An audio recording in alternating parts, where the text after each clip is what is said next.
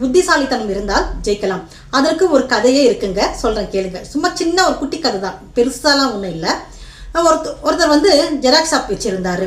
அப்போது அவங்க ஃப்ரெண்ட்ஸ் எல்லாம் சொன்னாங்க, ஏன்பா இங்கே போய் ஜெராக்ஸ் ஷாப் வச்சுருக்க, எதிர்க்க இருக்குது, பக்கத்தில் இருக்குது, உன் பக்கத்துலேயே ஒட்டிட்டு இருக்கு இன்னொரு ஜெராக்ஸ் ஷாப் இருக்கு, அப்படி இருக்கும்பொழுது உனக்கு எப்படிப்பா பெரிய வருமானம் வந்துடும் அப்படின்னு கேட்டாங்க.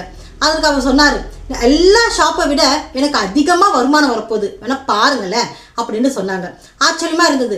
கொஞ்ச நாள் போச்சு. கொஞ்ச நாள் போன உடனே எல்லா கடையை விட திறந்தார் இல்லையா, அவருக்கு தான் நிறைய ஜெராக்ஸ் ஆர்டர் கிடைச்சிது. எல்லாருக்கும் ஆச்சரியம், எப்படி இது இவனுக்கு மட்டும் நிறைய ஜெராக்ஸ் போகிறதுக்கு ஆளுங்க வராங்க, நம்ம கடைக்கெல்லாம் யாருமே வரது இல்லையே, நம்ம கஸ்டமரும் வரது இல்லையே அப்படின்னு சொல்லிட்டு எல்லா கடைக்காரங்களும் யோசிக்க ஆரம்பிச்சாங்க. அப்புறம் தான் தெரிஞ்சுக்கிட்டாங்க என்னன்னா, அவர் வந்து இப்போ புதுசாக ஜெராக்ஸ் போட்டார் இல்லையா, அவர் ஒரு போர்டு எழுதி வச்சார். என்னன்னா, இங்கு வந்து தமிழில், ஹிந்தி, இங்கிலீஷ், சைனா, ஜப்பான் இப்படி பல மொழிகளில் ஜெராக்ஸ் எடுத்து தரப்படும் அப்படின்னு போர்டு எழுதி வச்சாரு. இதை பார்த்துட்டு ஜனங்க என்ன பண்ணாங்க, அடட இந்த ஜெராக்ஸ் ஷாப்பில் தமிழ், இங்கிலீஷு, ஹிந்தி, சைனீஸ் பாஷை, ஜாப்பனீஸ் பாஷை எல்லாத்துலேயுமே ஜெராக்ஸ் எடுத்து தராங்களாம்ப்பா அப்படின்னு சொல்லிட்டு ஒரு பப்ளிசிட்டி ஆயிடுச்சு. பொதுவாக உங்களுக்கே தெரியும், நம்ம என்ன கொடுக்குறோமோ அது அப்படியே தான் ஜெராக்ஸாக வரப்போகுது. இருந்தாலும் இப்படி புத்திசாலித்தனத்தால் இப்படி எழுதி வச்சாரு.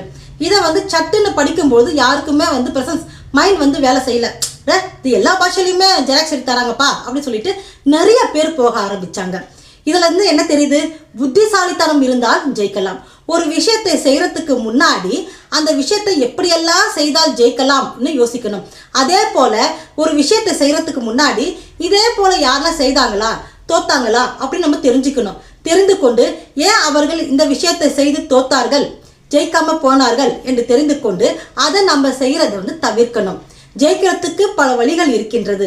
அந்த எந்த வழி நமக்கு உகந்த வழி, நல்ல வழின்னு தெரிஞ்சுக்கிட்டு புத்திசாலித்தனமா நம்ம செயலை ஆரம்பித்தால் நிச்சயம் நீங்கள் ஜெயிப்பீர்கள்.